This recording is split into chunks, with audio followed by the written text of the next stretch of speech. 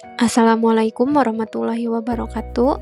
Perkenalkan, nama saya Yunita Ramadhani, NIM 22306111072 dari Program Studi Akuntansi Non-Reguler Universitas Muhammadiyah Sukabumi.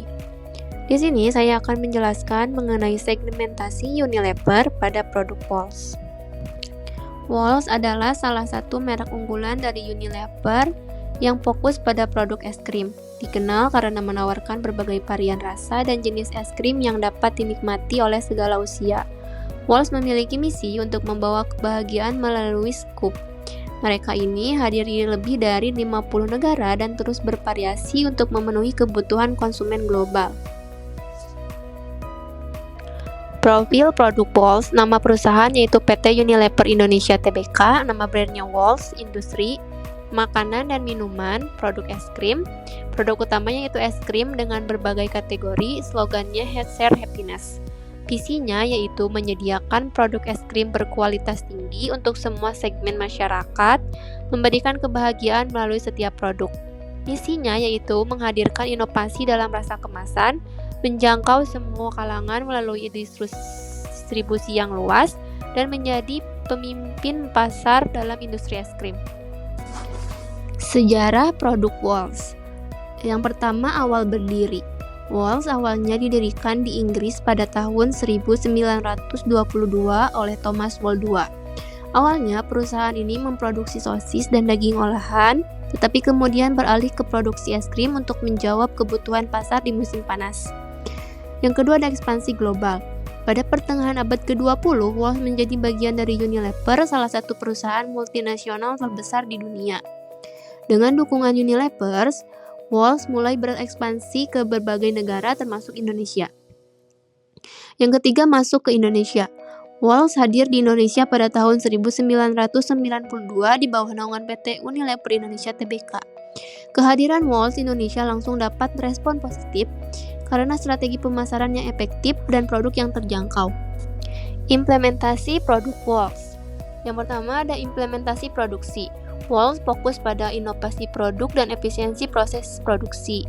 Inovasi rasa dan produk yaitu mengembangkan varian rasa baru untuk semua segmen pasar seperti Magnum dengan coklat premium, Pedapop untuk anak-anak, hingga Pianeta untuk momen spesial.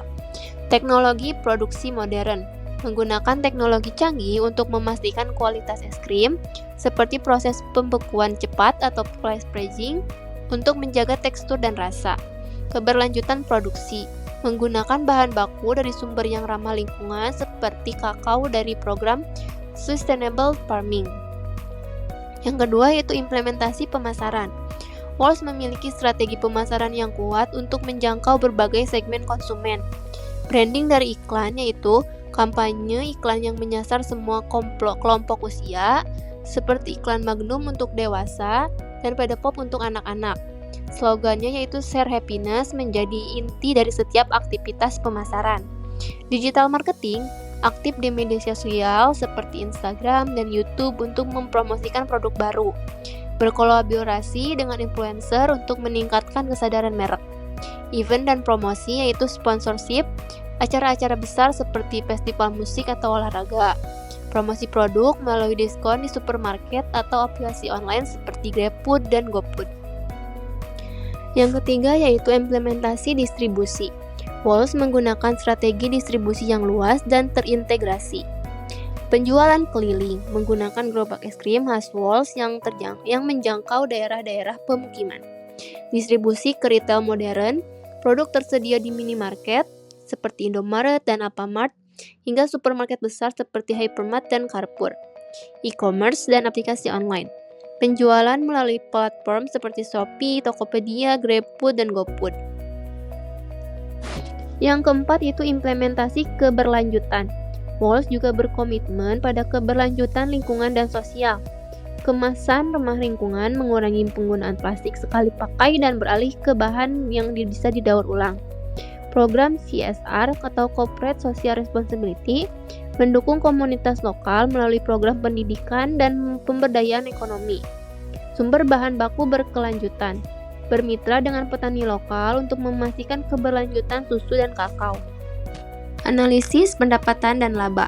Pendapatan tertinggi produk Magnum menghasilkan pendapatan tertinggi yaitu 25 miliar, diikuti oleh Cornetto 20 miliar dan Pianeta 18 miliar. Produk premium seperti Magnum memiliki margin laba lebih besar karena fokus pada pasar perkotaan dengan daya lebih tinggi. Pendapatan total tertinggi yaitu Cornetto dan Magnum memimpin dengan laba bersih masing-masing 9 miliar dan 10 miliar. Pedal Pop menunjukkan profitabilitas yang stabil di segmen ekonomis dengan laba bersih yaitu 6 miliar. Produk dengan beban tertinggi yaitu Pianeta memiliki beban pokok dan beban promosi tertinggi, mengurangi pendapatan total menjadi 5 miliar meskipun pendapatannya besar. Selanjutnya ada analisis segmentasi wilayah. Yang perkotaan itu dominan produk premium. Produk premium seperti Magnum 80% dan Pianeta 90% mendominasi pasar perkotaan. Hal ini menunjukkan preferensi konsumen perkotaan terhadap produk dengan cita rasa premium dan kemasan eksklusif. Sedangkan pedesaan atau dominasi produk ekonomis yaitu produk seperti Pedal Pop 40% dan Grit Pack Family 50% memiliki penetrasi yang lebih baik di wilayah pedesaan. Produk ekonomis ini lebih terjangkau dan cocok untuk konsumen di wilayah dengan daya beli lebih rendah. Selanjutnya ada sumber biaya. Yang pertama yaitu biaya produksi, biaya yang terkait langsung dengan pembuatan produk es krim seperti biaya bahan baku meliputi susu, gula, krim coklat, buah-buahan, dan bahan tambahan lainnya. Yang kedua ada kemasan, yaitu meliputi plastik, karton, atau kemasan khusus untuk produk premium seperti Magnum dan Pianeta. Yang ketiga ada tenaga kerja langsung, yaitu meliputi upah pekerja yang terlibat dalam proses produksi. Yang terakhir ada biaya energi seperti listrik, air, dan gas yang digunakan dalam proses pembuatan dan pembekuan es krim. Yang kedua ada biaya operasional. Biaya yang mendukung aktivitas operasional perusahaan meliputi yang pertama ada distribusi, yaitu biaya transportasi dan logistik untuk mendistribusikan produk ke toko, supermarket, dan minimarket. Yang kedua penyimpanan. Biaya pengoperasian cold storage untuk menjaga kualitas produk es krim. Yang ketiga ada pemasaran, seperti iklan, promosi, sponsor, dan kegiatan branding lainnya. Yang terakhir ada tenaga kerja tidak langsung, yaitu gaji karyawan di bagian administrasi, pemasaran, dan manajemen.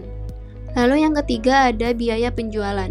Biaya yang berkaitan dengan aktivitas penjualan yaitu komisi untuk agen distribusi dan mitra penjualan. Yang kedua ada promosi penjualan, seperti diskon, bundling produk, atau kegiatan lainnya untuk meningkatkan penjualan. Biaya tetap, biaya yang tidak berubah meskipun volume produksi atau penjualan meningkat, yaitu sewa pabrik, biaya sewa tempat produksi atau kantor pusat, dan depresiasi aset, yaitu penyusutan peralatan produksi, kendaraan, dan fasilitas lainnya. Yang terakhir ada biaya variabel, biaya yang berubah sesuai dengan volume produksi. Ada bahan baku tambahan, yaitu kebutuhan bahan meningkat sesuai permintaan pasar. Dan biaya distribusi tambahan jika distribusi meningkat ke area baru. Selanjutnya yaitu ada sumber pendapatan. Yang pertama, penjualan produk es krim. Pendapatan utama PT Walls berasal dari penjualan berbagai jenis es krim dengan kategori sebagai berikut. Es krim premium yaitu Magnum, Cornetto, Pianeta, dan Mix Bar. Es krim keluarga ada Great Family Pack, Neapolitan, dan Selection. Es krim anak-anak ada Pedal Pop, Solero, es krim sandwich. Produk-produk ini didistribusikan ke berbagai saluran termasuk ke minimarket, supermarket, hingga penjualan keliling menggunakan sepeda motor atau gerobak es krim Walls. Yang kedua yaitu kerjasama dengan mitra bisnis. Pendapatan dari mitra atau kerjasama dengan berbagai pihak. Restoran dan kafe seperti penjualan es krim sebagai bagian dari menu dessert, atau event besar yaitu penyediaan es krim untuk acara-acara seperti festival atau pamer. Yang ketiga yaitu lisensi dan franchise. Pendapatan dari lisensi menggunakan merek Walls pada mitra atau franchise tertentu yang merupakan pasar di berbagai daerah. Yang keempat ada ekspor. Pendapatan dari penjualan produk es krim Walls ke pasar internasional seperti di kawasan Asia dan negara lainnya yang menjadi target ekspor. Yang kelima ada produk non-es krim. Beberapa pendapatan tambahan dapat berasal dari produk lain yang relevan, seperti merchandise promosi, kemasan unik, atau kolaborasi dengan merek terkenal. Contohnya yaitu seperti edisi khusus produk es krim. Yang keenam ada pemasaran digital, yaitu aplikasi online, penjualan melalui platform e-commerce atau aplikasi pengiriman makanan seperti GrabFood atau GoFood. Selanjutnya ada laporan segmentasi dari sumber pendapatan. Yang pertama yaitu ada es krim premium yang terdiri dari Magnum, Cornetto, Pianetta, dan Max Bar. Yang kedua ada es krim keluarga yang terdiri dari Glit Family Pack dan Neapolitan, dan es krim anak-anak yaitu Pedal Pop.